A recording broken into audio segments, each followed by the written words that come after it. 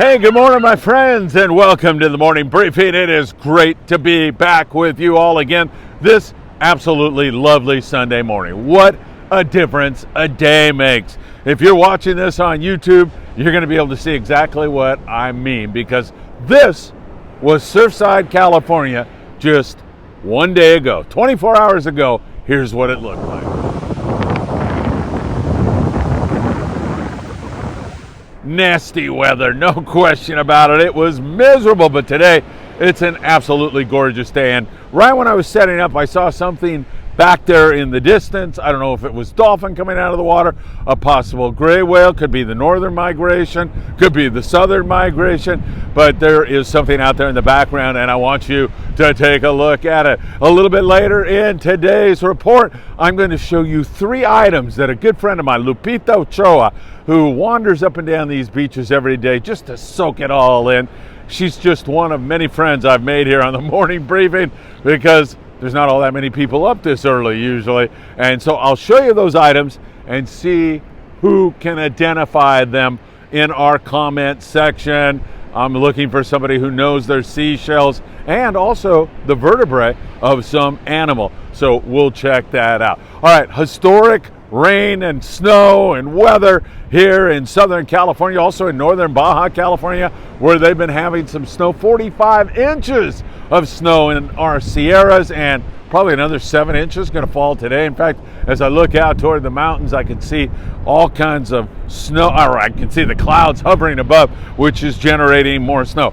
And the Hollywood sign also had some snow, or it had something called graupel, I don't even know if I'm pronouncing that right, which is, I don't know, it's like droplets of frozen rain that attach themselves to snow. I'm not even sure I want to know what this is. But anyway, that's the new thing going on, meteorologically speaking, graupel. Never heard of that before, so there's a new word for you to learn. There was hail in several different areas. A lot of people are without power, especially in the northern part of California. It was really a mess because we're not prepared or ready for any kind of rainfall for that matter. I mean, we get a quarter of an inch and everybody on the local news is screaming storm watch and, you know, hunker down, don't go outside. And so when we get this much rain, and we got a lot, I mean, some areas had as much as 9 inches of rain. It's really been a crazy winter. One thing, oh, hey, good morning. It's time for the morning briefing. I got my Friedman Adventures morning briefing cup. Oh, so good on a morning like today. I love my coffee. One more. All right, I'm going to set that down for a moment and tell you that, you know, in terms of all of this rain and the runoff, now, years ago, that runoff was problematic because of all the pollution. And I'm not saying pollution is gone, but it is way better now than it was decades ago. And that runoff really adds to the forage. It creates food for our bait fish, and then, you know, the whole food chain kind of comes together. You know, from your high school biology, the big ones come to eat the little ones, and that is just the food chain. So in the long run, this creates a scenario for Southern California fishermen, northern Baja fishermen, that is quite good. So I like what we're seeing with regard to that. Tom Holland, old-time captain, says if we don't see albacore this year, we're never going to see them. He's making reference to that food chain and condition. So we'll see. We have an El Nino predicted for the summer, so who knows? And we're not quite ready to go out and start our albacore predictions, but they're on the very near horizon. You know, the way too early albacore prediction, so I can start making a fool of myself early this year and start predicting albacore, or saying that we're not going to get them. I'm pretty convinced I should come on here and say we'll never see another albacore as long as I live, and those longfin tuna will show up in mass, and it will be a historic bite. So we'll see where we go from here. All right, needless to say, not much fishing going on. Although, wow, is that gorgeous or what? It is absolutely beautiful today. You can see perhaps in the background there, Catalina Island, as the tide is just starting to come up a little bit more. You could definitely surf fish this today. I see surfers down toward the jetty that are surfing this morning. It's a gorgeous, gorgeous, gorgeous morning. Good day for whale watching. It doesn't look too rough at all. We're going to get some more wind, and we're not out of the woods on the rain. While we may not see the historic rainfall and snowfall that we've seen, for the next week it's going to be off and on rain and wind. So the instability weather-wise is going to continue, which won't help fishing in the short run, but in the long range, as I pointed out to you, it could really help things out. All right, let's talk in general about some fishing that has been going on. As we mentioned, Cabo, not all that great. A few striped marlin, a little bit of rooster fish and sierras on the beach, and then Cedros Island going through some weather also, but they've been picking off some big halibut down there, up there around San Quintin, which is 140 miles below the border. So you go into Tijuana, and then 140 miles, you come to the little agricultural town of San Quintin, and out there is San Martin Island along the coast. There are several pinnacles that you can fish. Rock fishing, excellent. Some yo-yo iron yellowtail. We'll see what happens after this storm. And then 120 miles below the border is a place called Punta Colonet, and Colonet has produced pretty good rock fishing. Last time the Relentless was down there, he had some really poor conditions, but Mikey and the crew worked really hard, still came up with some nice fishing on the bottom stuff. We have yet to see any kind of a good yellowtail bite manifest itself with any great consistency there, but they do occur, and if we can ever get back to some decent weather, we might see that come on a little bit more. And then we'll bounce you up a little bit closer to home, only 70 miles below the border, and that is, of course, the lovely town of Ensenada, Baja, California. And there they've been having good rock fishing down the beach. Hector Torres and his lovely wife were down at Blackfin sport fishing here recently. They're located out on Punta Banda, about a 40-minute drive from downtown Ensenada. Beautiful out that way. You can go see La Bufadora and other areas. It's fun just to make that drive. But if you're going to fish Blackfin with some good rock fishing, and then Diego Nuno. And I talked to Diego this morning. He told me he hopes I'm feeling better. Man, this stomach flu crap that's going on around here, it's just up and down. You feel great in the morning, like I do right now, and then all of a sudden you start to run down and feel crappy as the day goes on. So hopefully I'll get out of this pretty darn soon. But anyway, Diego, Costa Baja sport fishing, Bonita and Calico Bass along Punta Banda with some rock fishing out there, of course, at Todos Santos Island, the island that dominates right off the coast of Ensenada. Arnie sport fishing, my good friend Arnie, who loves to eat palomitas during our live show. That's popcorn. Arnie also doing much of the same, but everybody's hunkered down because of the weather. And I feel the wind coming up just a little bit. I could see rain out this way, perhaps really ominous clouds. Behind me, it looks pretty darn good right now, but we're not out of the woods quite yet here in Southern California. Long-range fishing, those are boats that leave from San Diego, California, cross over the border, sometimes run as far as 800-900 miles down the coast. They've been having pretty good fishing on the yellowfin tuna, a lot of 50 to 90 pound stuff, but every once in a while you'll get one over 200 pounds, and some fish in that 150 to 170 range. Several long-range boats down the beach fishing that stuff. So you ask, are there still bluefin tuna around?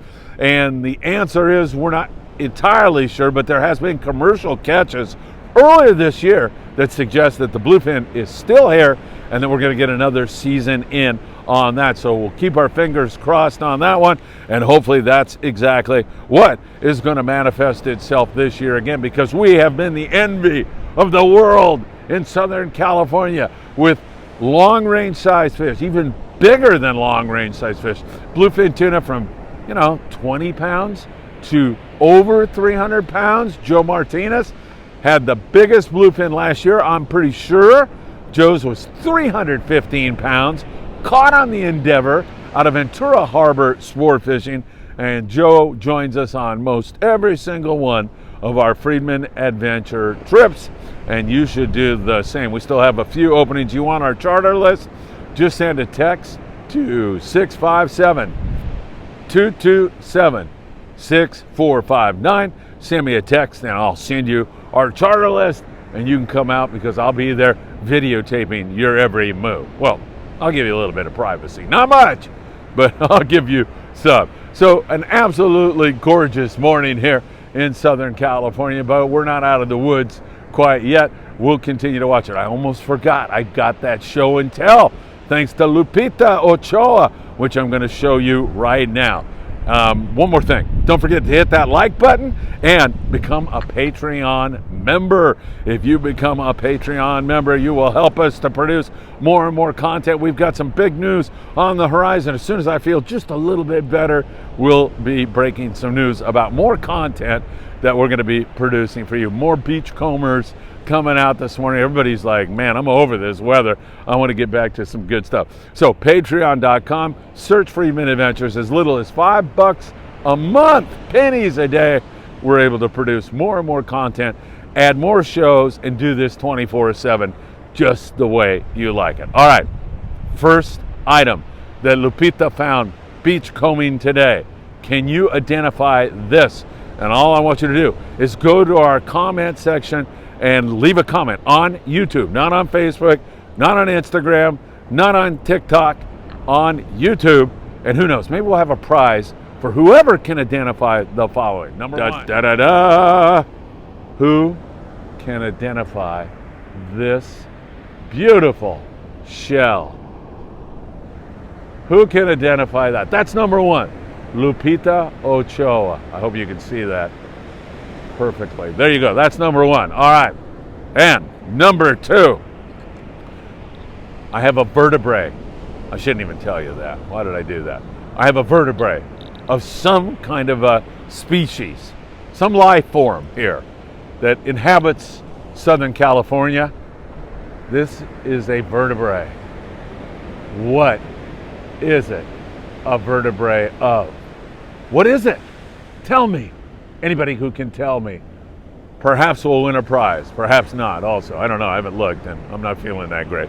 And finally, thanks to Lupita Ochoa, who combs these beaches and soaks in all the positivity that the Eastern Pacific offers, finally this gorgeous shell. Who knows? Maybe I'll auction these off. That would be nice. All right.